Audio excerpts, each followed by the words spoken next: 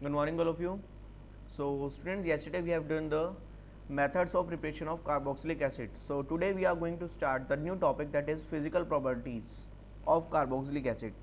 So students, physical properties आपको direct book के अंदर एक टॉपिक मिल जाएगा और यहाँ पर आपको बहुत इजीली सब कुछ मिल जाएगा. मैं आपको उसके बारे में बस बता रहा हूँ, ठीक है ना. फिजिकल प्रॉपर्टीज़ जो है, सबसे पहले हम फिजिकल स्टेट के बारे में बात करते हैं. Carboxylic acid up to the 9 carbon, the carboxylic acids are of in gaseous state. ये कैसे होते हैं? गैसियस स्टेट में होते हैं और जो है लिक्विड स्टेट में होते हैं और बहुत ज़्यादा वोलेटाइल होते हैं. Up to the 9 carbon atom, carboxylic acids are of in liquid state and they have very unpleasant smell. उनकी कैसी स्मेल होती है? अनप्लीजेंट स्मेल होती है, ठीक है ना. और वो कैसे होते हैं? कलरलेस लिक्विड होते हैं. Secondly, up to the above 9 carbon atom, अगर 9 कार्बन से ज़्यादा होंगे अगर कार्बोक्सिलिक एसिड में, तो वो कैसे होंगे? वैक्स लाइक सॉलिड होंगे. They are wax like solid and practically they have they do not having any unpleasant smell. उनकी कोई अनप्लीजेंट स्मेल नहीं होती क्योंकि वो सॉलिड स्टेट में होते हैं, वो बहुत कम वोलेटाइल होते हैं, ठीक है ना. लिक्विड स्टेट में वो क्यों अनप्लीजेंट स्मेल थी? क्योंकि वो बहुत ज़्यादा वोलेटाइल थे. Is it clear? Secondly, boiling point अगर हम बात करें बेसिकली कार्बोक्सिलिक एसिड की, boiling point of carboxylic acid is higher than that of alcohol. Alcohol से भी ज़्यादा होते हैं. क्यों? कारण क्या है? Because carboxylic acid can form extensive hydrogen bonding, extensive hydrogen bonding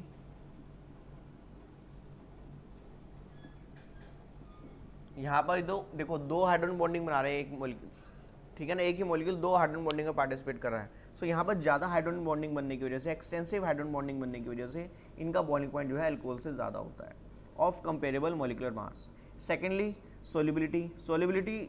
अच्छा, एक चीज़ हो रहा है बॉइलिंग पॉइंट में students, in fact these carboxylic acids are exist in dimer form में मिलते हैं ये in gases state, vapour state में, due to formation of hydrogen bonding. Carboxylic acid vapour phase में भी हाइड्रोजन बॉन्डिंग बना लेते हैं. दैट्स वाई ये डाइमर फॉर्म में एग्जिस्ट करता है. डाइमर फॉर्म मीन्स कि दो मॉलिक्यूल्स आपस में जुड़े हुए होंगे जब ये वेपर फॉर्म में होते हैं, ठीक है ना. Next is solubility of alcohols की सोलिबिलिटी की बात करेंगे, कार्बोक्सिलिक एसिड की सोलिबिलिटी की बात करेंगे तो solubility of carboxylic acid in water is very high, बहुत ज़्यादा हाई होती है क्योंकि ये भी हाइड्रोजन बॉन्डिंग बना लेते हैं और बहुत ज़्यादा एक्सटेंसिव हाइड्रोजन बॉन्डिंग बनाते हैं. किसके साथ? वाटर के साथ. Is it clear? So now we will move to the next topic, that is chemical reactions.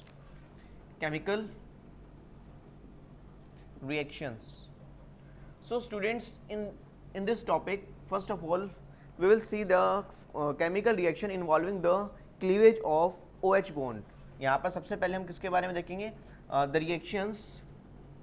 reactions involving the cleavage of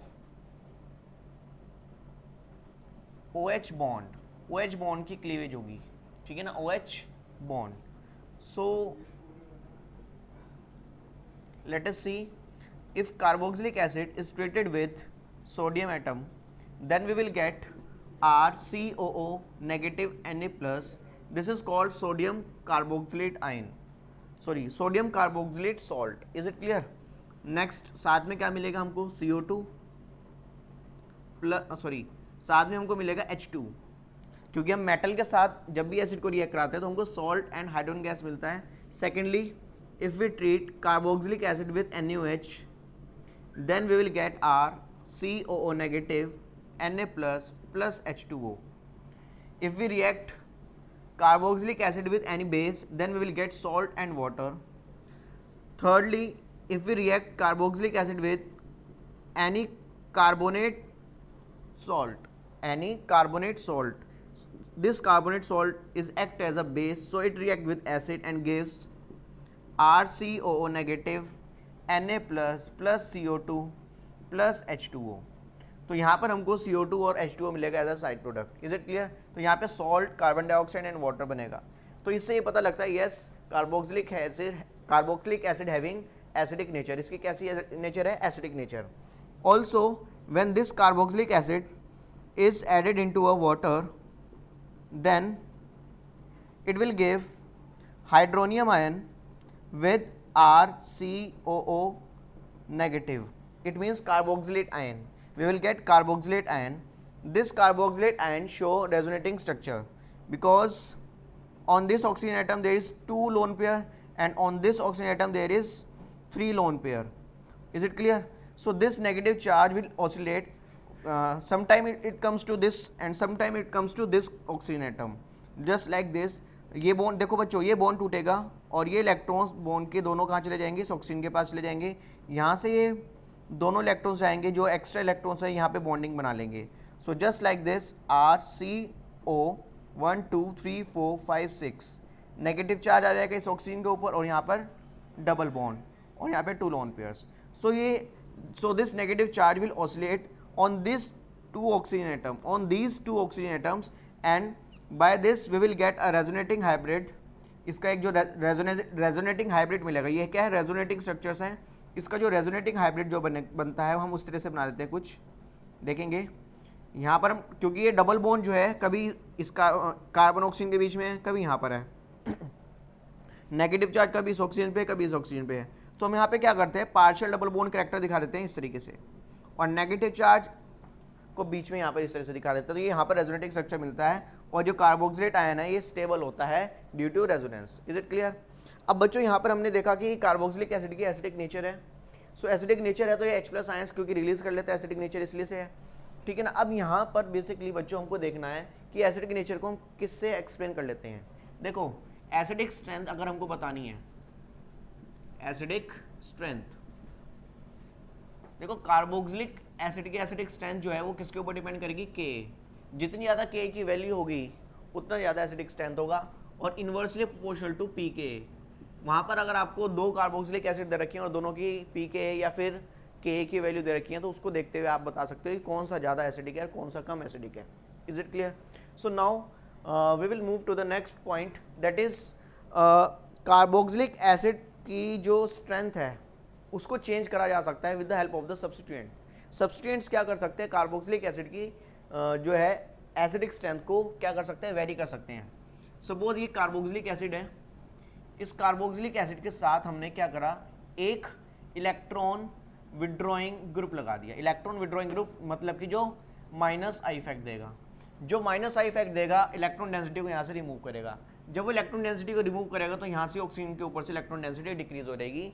यहाँ पर ऑक्सीजन और हाइड्रोजन के बीच में पोलैरिटी बढ़ जाएगी जिसकी वजह से H+ का रिमूवल ईजी हो जाएगा. Similarly if we connect electron donating group, electron donating group gives +I effect. ये क्या देगा, +I इफेक्ट देगा. This will increase the electron charge density on oxygen atom and due to increase in electron charge density this oxygen will hold this hydrogen atom with more strongly as compared to this. So that's why the removal of H+ will become very difficult. यहाँ पर जो H+ का removal है वो मुश्किल हो जाएगा जिसकी वजह से एसिडिक स्ट्रेंथ डिक्रीज हो जाएगी. It means electron withdrawing group क्या करता है, इंक्रीज करता है एसिडिक स्ट्रेंथ. और अगर वही बात करें इलेक्ट्रॉन डोनेटिंग ग्रुप डिक्रीज करते हैं, decrease the acidic strength. Is it clear?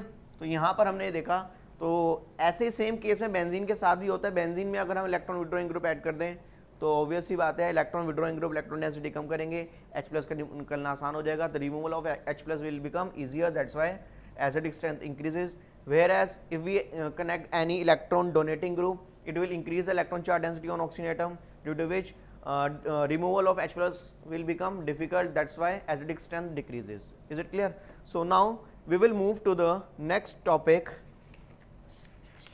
next chemical reactions, that is reaction involving the cleavage of COH bond. Reaction involving the cleavage of COH bond. जहाँ पर COH bond टूटेगा वो वाली सारी reaction को यहाँ पर हमको डिस्कस करना है. ठीक है ना. सो देखते हैं सबसे पहले यहाँ पर जो आएगी, सबसे पहले formation of anhydride. Formation of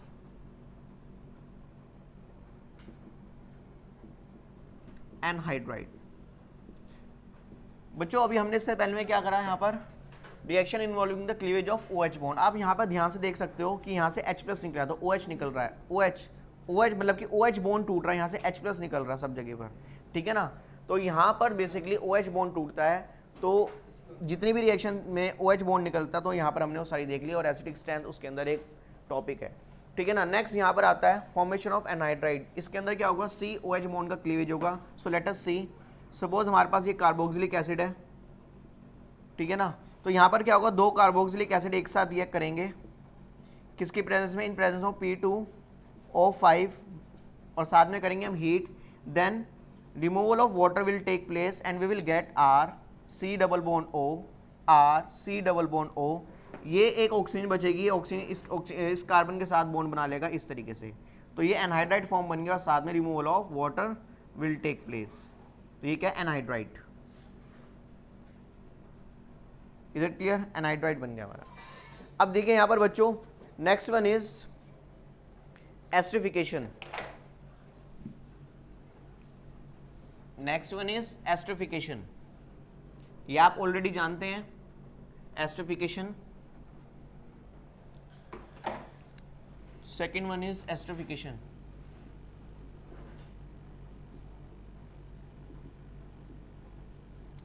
So in esterification, we react carboxylic acid with alcohol, with any alcohol in the presence of concentrated acid. Then the removal of water will take place. OH will remove from carboxylic acid and H will remove from alcohol, and we will get C double bond O R with H2O. ये H plus हमने क्यों add करा बच्चों, because the water formed during the reaction will get dehydrated by this concentrated acid. ये जो concentrated acid है ये water को क्या कर देगा, रिमूव कर देगा, डिहाइड्रेट कर देगा। अगर हम ये एसिड नहीं डालेंगे तो ये वाटर क्या करेगा, इस रिएक्शन को रिवर्स कर देगा, हाइड्रोलिसिस कर देगा। Is it clear. Third reaction is reaction with PCl5, PCl3 and SOCl2। तो आप देखेंगे यहाँ पर C double bond OH, this is a carboxylic acid.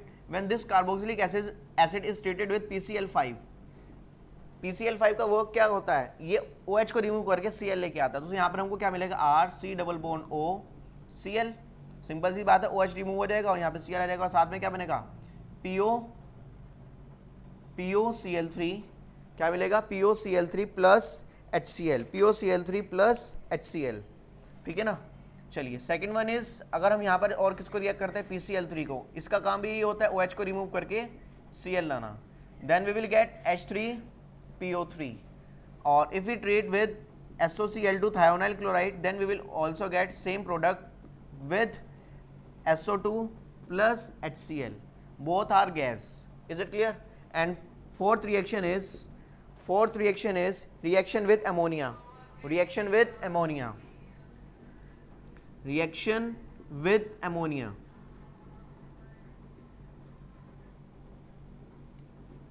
ये आप ऑलरेडी जानते हैं, RC double bond OOH. If carboxylic acid is treated with ammonia, this carboxylic acid release H plus ion, and this H plus ion will move to this NH3 and will form NH4 positive. This NH4 positive will move to this oxygen atom which acquire negative charge, and we will get RC double bond O negative NH4 positive, which on further heating the removal of water take place, and we will get C double bond O NH2. Actually दो hydrogen यहाँ से निकलेंगे, एक hydrogen यहाँ से निकलेगा, water remove हो जाएगा और साथ में क्या बन जाएगा आपका amide. Similarly same reaction will take place in benzene ring also. This is called phthalic acid. This is called phthalic acid, and this phthalic acid is treated with ammonia NH3. We will get